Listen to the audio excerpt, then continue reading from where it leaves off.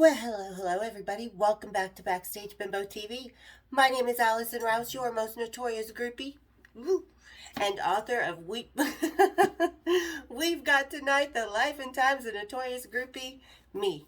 Well, I used to hang upside down from the tour bus, so that might be appropriate that way. Anyway, welcome back. Thank you so much, everybody, for joining, for being a part of this, and for really just making my days awesome with your cool comments and everything. I appreciate you so much. And welcome to December 26th, because 26 is a special day in rock and roll. It was a day, two people, awesome rock people were born on this day. One is Lars Ulrich, the other one is Danny. So we're going to celebrate their birthday by this little story, part 2, in Denver with Metallica. And it isn't my finest moment, so our cocktail for the day is the Oh My God. So everybody, grab your oh my's, kick up your feet, and let's have a little cocktails and rocktails. Cheers, big ears. Oh my God. Not horrible, but not my favorite. The apple schnapps. Ooh. Okay, so like I said, this is part 2 in Denver, Colorado. This is the night before, or the night after the first show. We've already had Danny throwing up on the band the night before the first show. There were 3 shows in Denver. So this is the night after the first show. Danny and I had been to the show with the boys. We were backstage. We were sitting on the soundboard. We were hanging out after the show while they did the meet and creep. Ian Jeffries, their tour manager, put Danny and I and a couple of the roadies, our babysitters, on the runner van back to the hotel.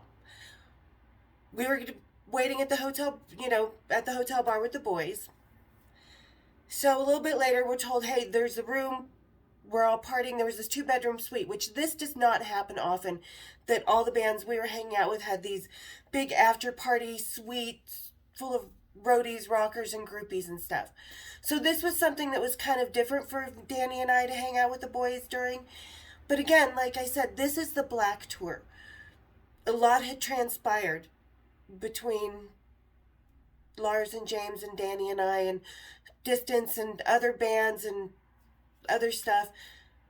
But this night was, I call this the Black Tour the Bermuda Triangle, because a lot of people were lost that had been around the band for a long time to never be seen again.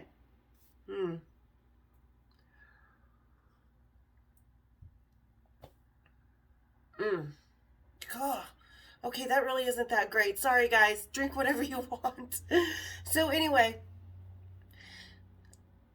we've been, Ian came down and got Danny and I. Were like, yeah, we're headed up. The boys are on their way. They want you up in the party suite. Like I said, this was nobody's suite. It was just a 2-bedroom suite that they had rented out for a party. They had 3 shows, to hang out, do whatever, pick their chicks for the night, whatever. So Danny and I go up in the room. There's already some people in there. And as we're waiting at the elevator, Ian comes to get us.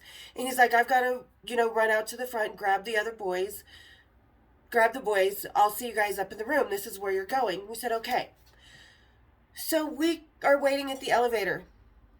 When walks up Lars with 2 girls, 2 strippers from the club the night before that they had given backstage passes to. So that kind of freaked Danny out a little bit. But he turns around, he looks at Danny, he goes, hey, don't I know you guys? And I'm like, Lars, come on. That hasn't worked on me since the Injustice tour. He's like, oh, and we started laughing. But kind of off to the side, on the other side of Lars and the 2 girls, and these 2 girls kind of backed off as Danny and I walked up, and we were giving our hugs to Lars and stuff. And I see this kind of dirty blonde, like not like ugly hair, but that medium blonde, kind of tan woman, blue eyes. It was Fran. She had met James at the show. Well, it's not where she really met him, but that's not for me to say. Anyway, so she was kind of standing there, and she was being really standoffish and giving out this kind of Bermuda Triangle vibe, like just really, she wanted nothing to do with this whole rock scene, but yet she was going to be a part of it. So anyway, we jump in the elevator, and as we get in the elevator with Lars, the two girls, and Danny and I, and we're all just talking, getting along just fine. These other two girls, Lars is like, yeah, we've known these girls forever. He's introducing us, whatever. We get in the elevator. Well, guess who decides to back away? I'll wait for the next one. Mm-hmm. Patreon, listen to this story because I've got something to tell you guys over there. So join Patreon if you want to hear this little tidbit of gossip. Anyway, so we just go up. And like I said, this night was kind of really fractured at best for all of us. I mean, too much emotionally was water under the bridge, wasn't water under the bridge maybe. But anyway, so we go up into the room. There's Ian, there's Rhodey, there's some other girls, there's Kirk, there's Jason, there's everybody except for James. And everybody on the road crew, I'm saying hello, I'm making the rounds that I haven't seen for a long time, to Paul and, just Opie and everybody, all these people. And go into the bathroom, and we're all hanging out. People are like, oh, have you seen James? Have you seen James? I'm like, yeah, I saw him last night. So everybody's kind of wondering and gossiping what's really going on. What's going on with us, I don't even know what's going on with James and I. So I go in, I'm having a beer, whatever. I grab a beer out of the bathtub. It's another room with the bathtub full of booze and stuff. So I go in there, I was grabbing a beer, come back out, have this beer, and right as I'm coming out, guess who walks in? James. With the girl from by the elevator and another blonde girl. So he's with two girls. And keep in mind, James's favorite little treat on the road with groupies is a threesome. Couple reasons, because he can have a threesome. Not every guy can. A lot of guys can, but not every guy. And because it's non-committal. When it's two girls, there's no feelings there. It's just sex, drugs, and rock and roll, so it's easy to dismiss the next morning. Maybe not this time, but. And this was kind of the consensus going around the room, what was going on with James and these two women. So I just kind of, and the second James walked in, Lars, Danny, all of us were sitting at these couches and tables with about 10 of us from the old crowd. Kirk sitting there, a couple of the roadies we knew, their tour manager, Ian. Right when James walks in the door, it was just like, there's James, and everybody turned to look back at me to see what my reaction was, because he had these two women with him.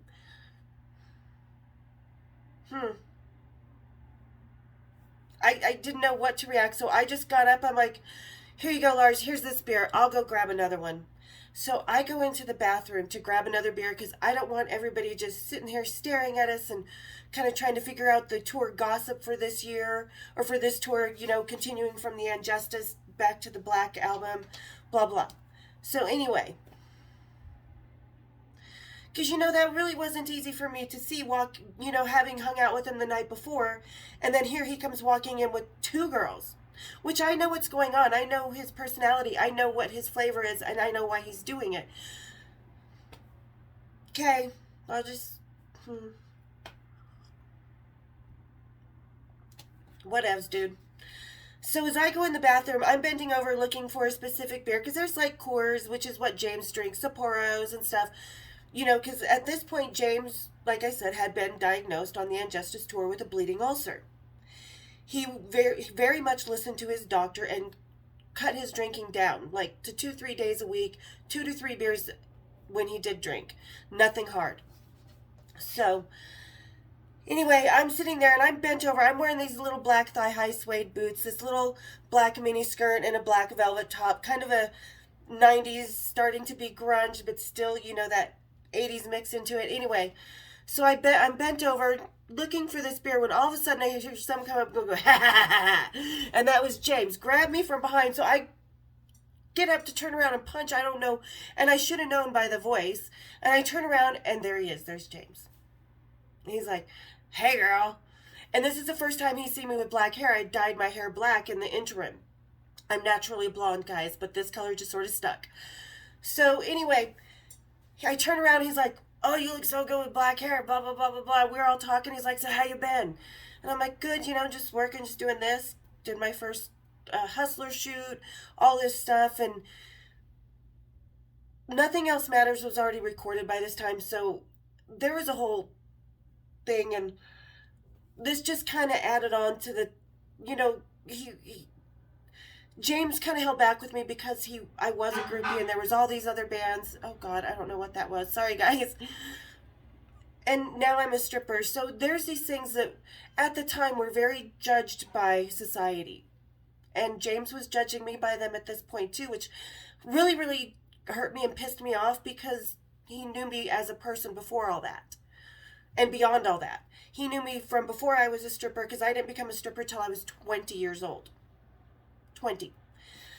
So he kind of was leaning back and we were talking, and he this whole time he has me grabbed into him, and he's just holding on to me, got his hands on my butt, and gives me another kiss. He's like, well, all of a sudden there's a on the bathroom door, because he had slammed the bathroom door shut so we could have a little bit of privacy, because you could see everybody, that was sitting out on the couch leaning forward, Lars and Danny and Jason and everybody, and Ian checking to see what was going on when that knock on the door came, and guess who it was? He cracks it open and it's Fran, and James just kind of pushes me away. He's like, hey, I better get back to my friends, and he gives me a real quick kiss on the cheek after we had been kind of little mini making out in the bathroom. And I don't know what it is with bathrooms with me and rock stars, and especially James. Something always happens in the bathroom with me. Like I said, vulnerability, pants down kind of mentality, I don't know. So anyway, he goes back out, and I just come out with the beer. I sit down, and people can tell I'm upset. Danny had taken off with a couple people to one of the rooms to smoke some weed. And Lars and Kirk and I are all sitting there with Ian and someone else. There was another roadie, I think Dougal, the Wonder roadie, because I always wondered what he did besides get paid. Can anybody tell me what Dougal did? Leave it in the comments, please. Anyway, so Lars is like, come here, let's go in this room. He's like, I have a joint. And he wanted to do some of his coke anyway. I don't do coke, it's not my thing, but I'm nobody's mother. So Lars and Kirk and I go into this second bedroom. And Kirk is like, behind me, he's like, yeah, you really do have a good ass. So Lars turns around, he's like, I've always thought so too. And they start talking about my ass, and I'm like, whatever, dude. I'm like, thanks, I do have a cute ass. Whatever, just goofing off. When Kirk smacks and leaves, and Lars sits down, and we sit down on the edge of the bed, and we just start talking. And he's like, yeah, that's probably pretty rough. He's like, we're just talking about the dynamics and stuff, and he's like, yeah, it's really crazy. He's like, it kind of bothers me with this and that, and he's like, but, he's like, I've always thought you were he's like, I've always wanted you. He's like, you know that, right? He's like, you're a beautiful, sexy, intelligent, fun woman. He's like, you are one of the coolest people we've met. He's like, I can tell you right now, out of my top 5 memories on the road, you and Danny are at least 3 of them. And we were, because we had that kind of connection. So I don't know how it happened. I don't know why it happened, but Lars started kissing me, and I didn't resist. Even though somewhere in the back of my head, I'm like, this is slamming so many nails in coffins and going to piss so many people off and hurt people's feelings. And, I had been drinking. I was a bit pissed off. And then next thing I know, Lars and I are just sort of grabbing at each other's clothes. And he kind of had cocaine dick at the time. So he had a cold Miller bottle. And for some reason, and he couldn't. So I took the cold bottle, gave it a little therapy, and boom, little soldier was in action.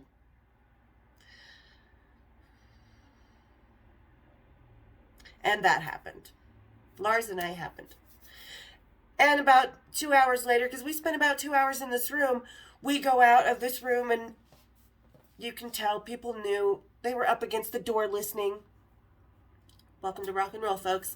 Never a moment of privacy. James was still in there, had been in there with, he sat out there and waited and watched that door, was talking to the 2 girls he was with, Fran and whoever. And yeah, this is the night he met Fran. And it was just like I said, this was the Bermuda Triangle tour, where people who had been around this band from the crew and us were suddenly just lost. And I kind of jumped ship, really. with no life preserver. So I wasn't really lost. I just sort of fucked up. Let's face it. Oh my God.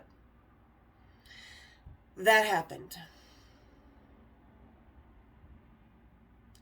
So there was other things to deal with that night. James, as I came out, I got a dirty ass fucking look, and he got up, and those two girls got up right behind him, and bam, out that door, and it was slammed behind him. Danny wasn't real happy either, but no buts. I was in the wrong. I can't say anything else besides I was in the wrong. Lars we were both so fucking guilty afterwards, and, still had 2 more shows to do before we all headed over to Salt Lake City. So it made the last couple days we were there kind of tense, but we all tried to play it really the best we could. James was avoiding me. I was avoiding him. I was avoiding Lars. It was just a really uncomfortable situation. And I'm going to stop it there for this part 2, because there is going to be a part 3 to this vlog. And to this day, it's something I'm truly sorry for, that I probably shouldn't have done, because it hurt Danny. It pissed off James. It made him mad at Lars in a way because of that. It made me look like a total fucking see you next Tuesday, when I'm not. And really what it came down to was just vulnerability and not thinking in the moment and being selfish. And none of us had ever been selfish before in rock and roll. So, all right, everybody, you're going to have to stay tuned for what happens next for part 3. But I wanted to do this today so that it would be out for Lars's birthday on the 26th. I hope everybody had a very happy Christmas and all happy holidays to come, a happy new year. I am going to be taking the first week of January off, so I won't be posting for that week. I just need a week to breathe, get some things straightened out that, in the move and everything that I've been busy doing that I need to get done. And to also catch up on filming some extra vlogs and stuff, because moving did have me fall behind a little bit. So I want to tell everybody to please have a peaceful, joyful, happy new year, full of the dreams that you want to come true, that's most important, and ones that you don't even know about. So everybody, happy new year, happy Kwanzaa, hope you had a Merry Christmas, and really, it's great. The best gift I've had this year is all the cool people that I've got to meet through my channel. Thank you guys for all the love, for all the happiness. I can't even tell you how much I love you guys and what a gift it is to me to have you guys be so fucking awesome. Yeah. All right, guys. Thanks again, for everything. Hit that subscribe button. Hit the like button. Hit my bells and tune in for part 3 of Denver, which actually ends up in Salt Lake City, Utah. All right, guys. See you next week. Cheers, big ears. Thank